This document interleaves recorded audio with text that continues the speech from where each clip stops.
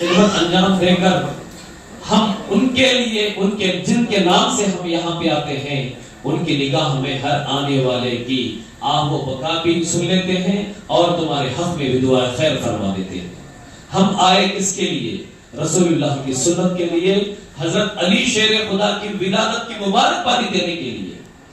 جب حضرت علی شیر خدا کرم اللہ وجہ الکریم رسول اللہ کے جانشین بھائی بھی ہیں، میری آواز بھی صحیح نہیں ہے، انشاءاللہ مختصر سا ہم محفل کس کی کیوں سجا رہے ہیں ہم یہ بتانا ضروری ہے، کیونکہ ہمارے بچوں کے اندر بھی علم پیدا ہو جائے اور ہمارے کو معلوم ہو جائے۔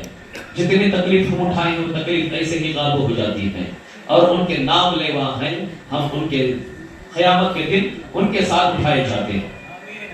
نبی رحمت صلی اللہ تعالی علیہ وسلم کی فرمان ہے اور بزرگان دن کی قول بھی ہے، دنیا میں جس سے جو محبت کرتا ہے قیامت کے دن بھی اسی کے ساتھ اٹھے گا۔ دنیا میں جس کے ساتھ وہ بندہ بیٹھا رہے گا، اٹھنا بیٹھنا قیامت کے دن بھی اسی کے ساتھ اٹھنا بیٹھنا ہوگا۔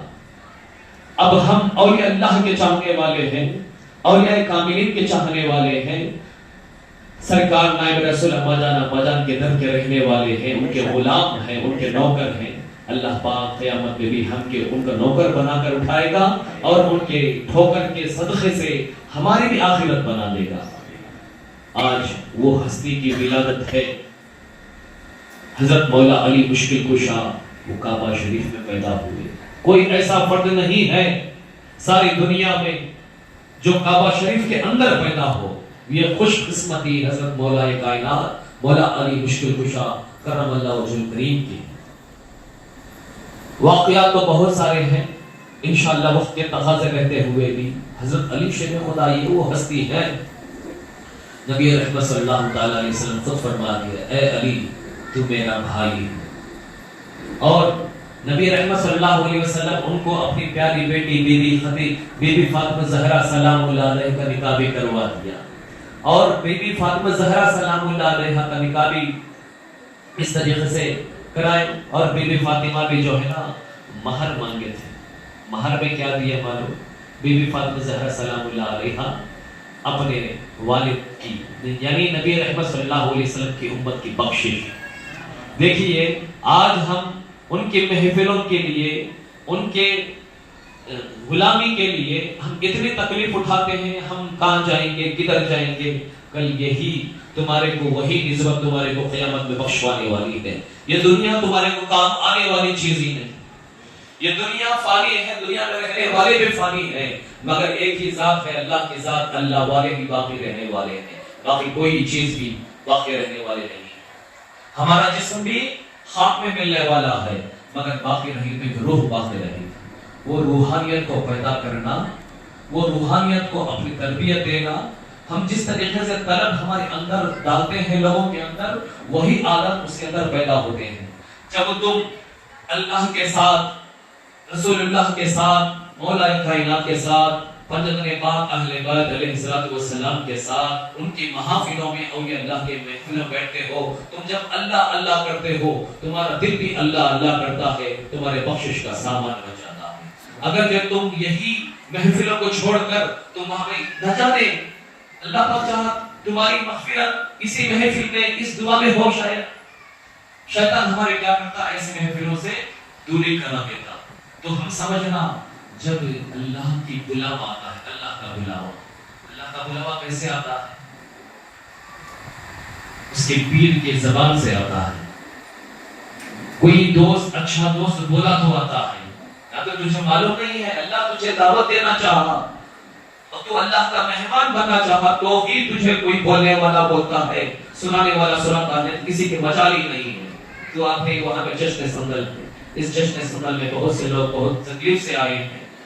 ہم سے بہتر اللہ پاک بہتر جانتا ہے، حضرت مولا کائنات بہتر جانتا ہے، جانتے ہیں خواجہ فرید نواز جس کی محفل سجا گئی وہ برابر جانتے ہیں۔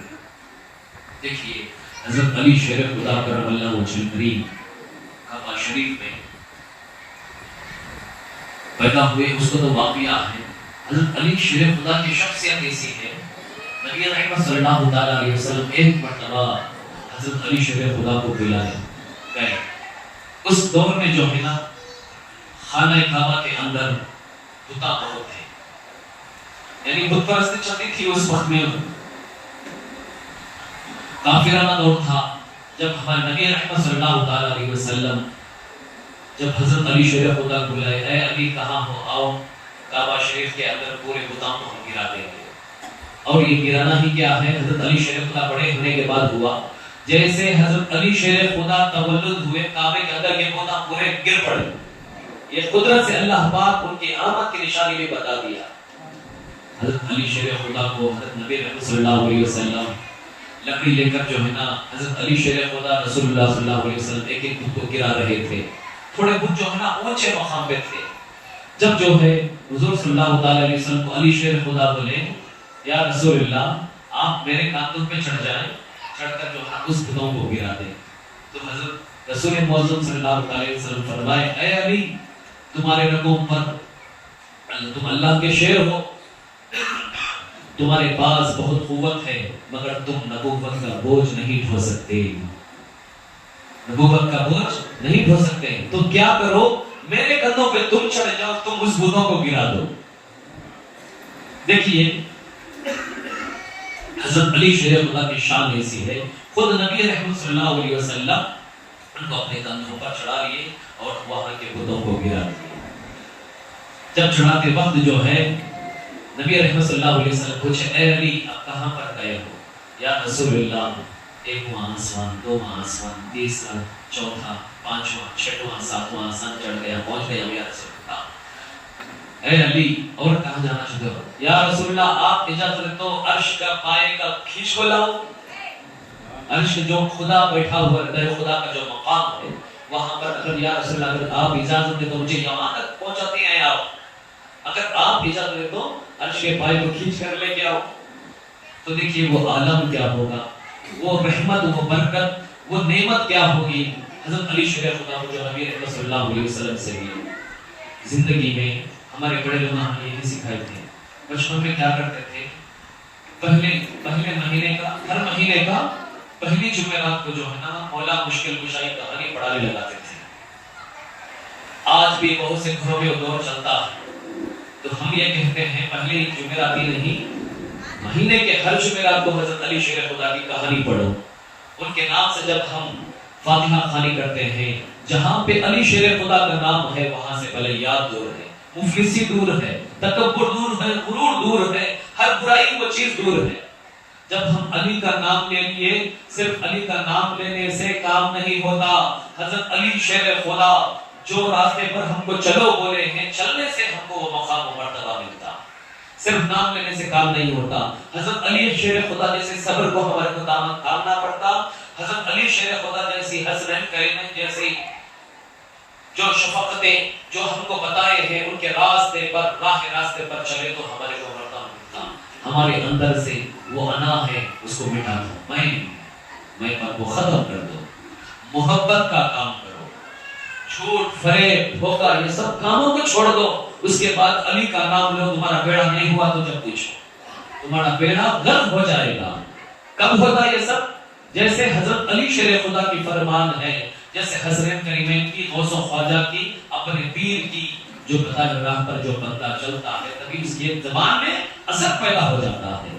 ہم صبح سے شام تک ہم جھوٹ بکیں، صبح سے شام تک دھوکہ دھڑی کریں، صبح سے شام تک غیر شرعی کام جس طریقے سے شیطانی کے لطف میں ہو کر جو ہے نا ہم غلطیاں کر دیتے ہیں، جب ہماری دعا قبول ہو تو کہاں سے ہوتی ہے، یہ ہم سب کو سوچنا ضروری ہے۔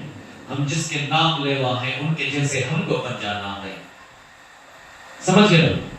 اور حضرت خواجہ معین الدین حسن ثم چشتی اجمیری غری نواز ہند الولیت رسول، ہندوستان میں دین اسلام کی جان ہے بولے تو حضرت خواجہ معین الدین چشتی اجمیری غری نواز ہے۔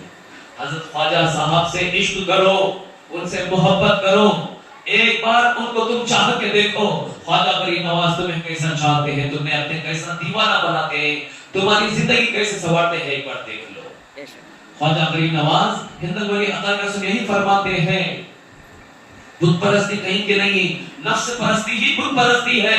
تو شرک جو کرتا ہے نا، شرک اس کو پوچھنے والا نہیں ہے، اپنے نفس کو پوچھنے والا ہی بت پرستی کرنے والا خواجہ فرید نواز ہند الولی عطا رسول اگر ہندوستان میں نہ آتے، رسول اللہ ان کو نہ بھیجاتے، اللہ پاک ان کو ہمارے لیے دعا کے لیے نہیں بھیجاتا، ہمارے بڑے لوگوں کی دعا کی خاطر نہیں بھیجاتا، ہندوستان میں جو ہے نا سب جو ہے نا ہم مسلمان نہ باقی رہے. یہ سب ہے جس کا ہم کھاتے ہیں اس کی شان ضرور بیان کرنا ہے، جس کا ہم نام لیتے ہیں ان کی حمد و ثنا بھی ضرور بیان کرتے رہنا ہے. فرید نواز ہند الولی عطا رسول کا اتنا بڑا کرم ہے. اب جس طریقے سے نبی رحمت صلی اللہ علیہ وسلم کے سامنے اصحاب اکرام یہ فرماتے تھے یا رسول اللہ ہمارے ماں باپ آپ پر قربان، تو ہم ہمارے والدین کو قربان کرو، اپنے آل اولاد کو بھی قربان کرو، تو بھی کم ہے. حضرت خواجہ فرید نواز ہند الولی عطا رسول کی اتنے بڑے انعامات ہیں ہمارے اوپر. خواجہ فرید نواز ہند الولی عطا رسول کو یاد کرو، ان کے نام سے فاتحہ خوانی کرتے رہو اور جو انہوں پائے ہیں اس کو یاد کر کے دیکھو. خواجہ فرید نواز ہند الولی عطا رسول کے پاس خدا ہے، اس خدا کو مان کے دیکھو، نبی کی رحمت مان کے دیکھو، نبی کی سنت مان کے دیکھو، اور ان کے آل اولاد کا صدقہ مان کے دیکھو، اور ان کے خلفاء کا صدقہ اترا مان کے دیکھو، علم و عمل مان کر دیکھو، اللہ پاک تمہیں کیسے نوازتا ہے. دیکھو بندے کا کام یہی ہے کہ بندہ تقدیر پر راضی و رضا ہونا ہے. جب بندہ تقدیر پر راضی و رضا ہو جاتا، خدا اس کے راضی پر قبول فرما لیتا. جب تک تم خدا کے رضا پر راضی نہیں ہوتے، اللہ پاک بھی تمہاری رضا پر راضی نہیں ہوتا، ہرگز نہیں ہوتا. چاہے تکلیف رہو، مشکل رہو، پریشانی رہو، تقدیر پر راضی و رضا ہو جاؤ، اللہ پاک رحمت برکت نعمت عطا فرماتا اور گزر کرنے دیتا. اگرچہ ہم خواجہ فرید نواز سرکار کی محفل نہ سجائے، ہم سچے مرید نہیں ہیں. وہ مرید ہی نہیں ہوتا جو جس کی ان کے آبا و اجداد کی محفل نہ بیٹھتا. فار ایگزامپل تمہارے گھر میں بڑوں کا کچھ فنکشن رہتا ہے، یعنی تو کوئی بڑے لوگوں کے نام سے برسی کرتے ہیں، ان کے نام سے کچھ کھانا کھلاتے ہیں، اس کے اندر اس کا بیٹا شامل نہیں ہوتا، تو اس باپ کو کتنی بڑی تکلیف ہوتی ہے. ہم چشتی ہیں، ہمارے کو فخر ہے، اس لیے ہم چشتی کیسے بنے؟ حضرت خواجہ فرید نواز ہند الولی عطا رسول کے نام کی نسبت سے بنے، ان کے سلسلے میں جڑنے سے بنے. اگرچہ ان کی محفل میں کوئی ایک بھی اولاد، ایک بھی بچہ، ایک بھی مرید شامل نہیں ہوتا، تو اس والد کو کتنا بڑا تکلیف ہوتا. اسی طریقے سے خواجہ فرید نواز ہند الولی عطا رسول کے حقوق کو اتنی بڑی تکلیف ہوتی ہے.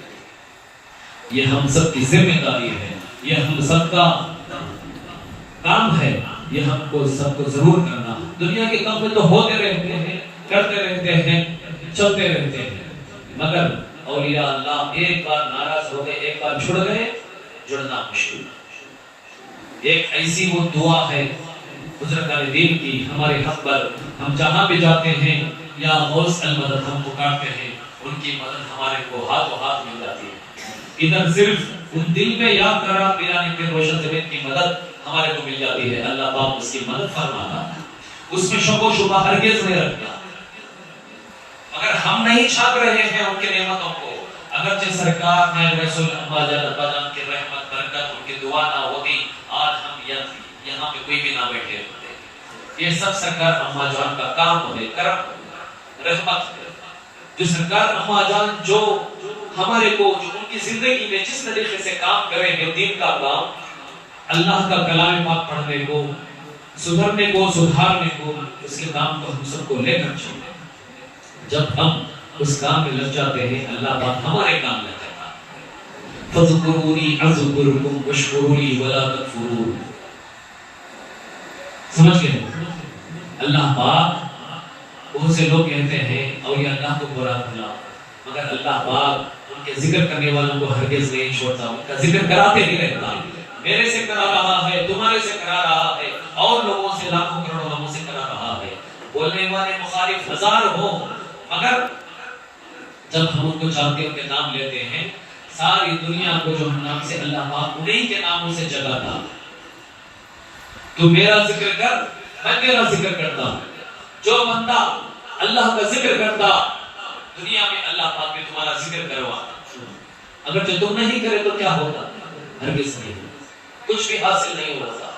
بتانے کا مقصد یہی ہے کہ ہم آئے محفل میں بیٹھے سجائیں اور ایک جگہ اکٹھا ہوئے. حضور صلی اللہ علیہ وسلم فرماتے ہیں اگرچہ وہ دعوت ہمارے کو تکلیف بھی دینے والی ہو تو اس دعوت میں ضرور شرکت فرماؤ تاکہ آگے والا بلانے والا خوش ہو جائے. یہ عام لوگوں کی دعوت نہیں ہے، یہ سلسلے کے جید بزرگان دین کی دعوت ہے. ہمارا کام یہی ہے اور تمہارا کام یہی ہونا چاہیے، سب کا کام یہی ہونا چاہیے. جب تم کریں گے، تم ذمہ داری سے جب کریں گے، جب تمہارے کو پتا چلتا اس کی عظمت کیا ہے. ہر ایک مرید کو تمام سلسلے کے تمام بزرگان دین رسول اللہ سے لے کر میرے پیر مرشد پیر خواجہ افضل نظامی رحمہ اللہ علیہ تک جتنے بھی بزرگان دین ہیں تمام کی خدمت کو ہم کو کرنا ہے. پیر دنیا سے چلے جاتا ہے مگر اپنے دل کے قریب رہتا ہے، دور کہیں بھی نہیں جاتا. دیکھنے والی آنکھ بھی ہونا چاہیے، وہ عشق و محبت اپنے اندر بسانا چاہیے. پیر کی طبیعت سے مرید کی طبیعت بھی مل جانا چاہیے جب بھی وہ اثر پیدا ہو رہا ہے. اگرچہ تم پیر کی طبیعت کے ساتھ نہیں ملے، نہیں جڑے، تمہارے کو دکھائی بھی نہیں دیتا، سمجھ بھی نہیں آتا. طبیعت سے طبیعت ملانا، پیر کی دل و جان سے قربانی دے کر پیر کی خدمت کرنا. خواجہ فرید نواز ہند ولی عطا رسول اپنے پیر و مرشد کی میں بتا کے رہتا ہوں 40 سال خدمت کرے. کتنے سال؟ 40 سال. ہم اپنے پیر کی ایک دو دن کی خدمت نہیں کر سکتے، یہ دور ایسا. 40 سال ہند ولی عطا رسول جو ہے اپنے پیر و مرشد کے بوئے کو، بچھینے کو، بگونوں کو، چولہے کو، جو کھانا کھاتے ہیں، اوڑھتے ہیں، پہنتے ہیں، ہر چیز کو اونٹا بن کر اپنے سر پر رکھ کر جو ہے نا ان کے پیچھے پیچھے ان کی خدمت میں لگے ہوئے رہتے تھے. آج کل کی مریدیں یہ لگاتے ہیں نہ تو پیر کی خدمت کرتے نہ کہ پیر کے بتائے راہ پر نہیں چلتے. ہمارا کچھ بھی نہیں ہوا، ہرگز نہیں ہوتا. جب تک تیری طبیعت پیر کی طبیعت سے نہیں ملتی کچھ بھی نہیں ہوتا. تو بن جا، جو کچھ میں بولتا ہے وہ میں نہیں ہوں تو ہو جا. اپنے چہرے میں پیر کے چہرے کو لے کے آ جا. جب تیرا ہر کام بنتا ہے، جب تم آئینے میں دیکھتا ہے نا تیرا چہرہ نہ دکھنا، تیرا پیر کا چہرہ دکھنا، اتنا تصور میں غرق ہو جانا. اس میں فنا فی الشیخ پہلا مرتبہ مرے پہلی سیڑھی ہے. فنا فی الشیخ کا مطلب اپنے پیر کی محبت میں فنا ہو جانا. جب تک اپنے پیر کی محبت میں مرید فنا نہیں ہوتا اس کی آگے کی منزل ہرگز نہیں ملتی. فنا فی الشیخ بھی ہونا ہے، فنا فی الخواجہ بھی ہونا ہے، فنا فی الغوث بھی ہونا ہے، فنا فی الرسول بھی ہونا ہے، فنا فی اللہ بھی ہونا ہے. کہا باللہ ہی جب ہوتا. حضرت خواجہ فرید نواز ہند ولی عطا رسول کے پوتے حضرت حسام الدین چشتی جگر سلطا رحمت اللہ تعالی علیہ کی بارگاہ میں سرکار کی عطا سے جانا ہوا، زیارت کا موقع بھی ملا. حضرت کی کون؟ حضرت خواجہ فرید نواز سرکار کے پوتے حضرت خواجہ فخر الدین چشتی رحمت اللہ تعالی علیہ کے بیٹے سانباڑ شریف میں ہے.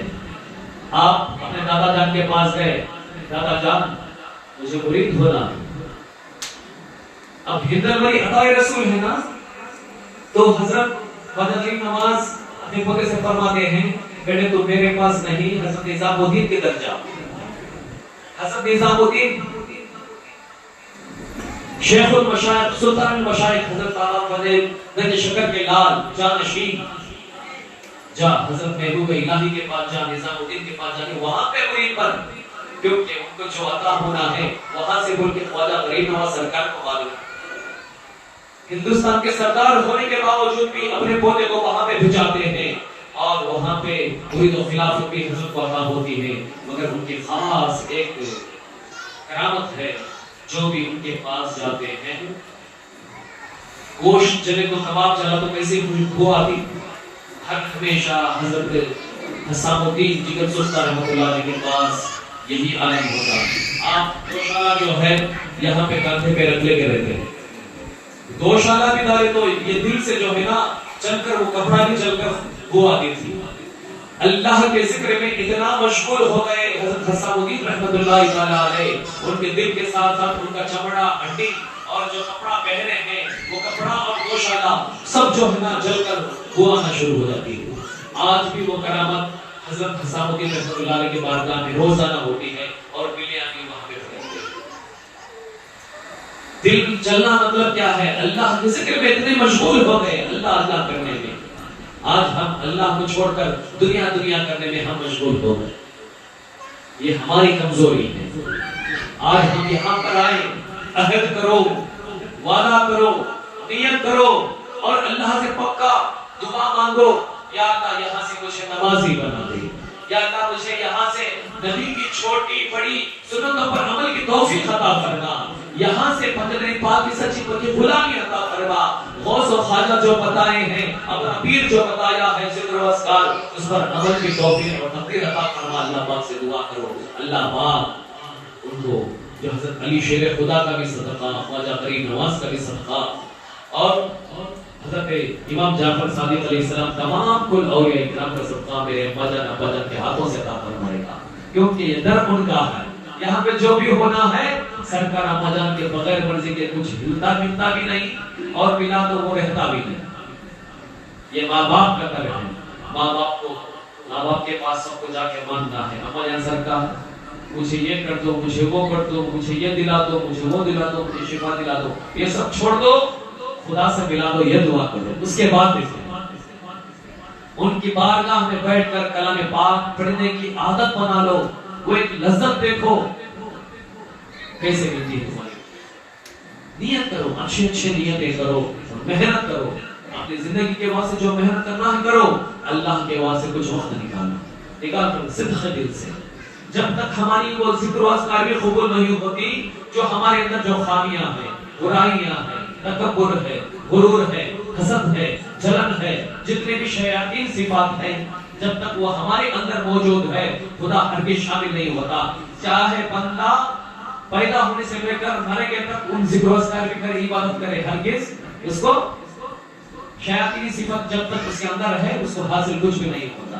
اللہ پاک ہدایت دے رہا ہے، تمہارے کام تک پہنچا رہا ہے ہمارے ذریعے سے اور کسی اور کے ذریعے سے، بیانات کے ذریعے سے۔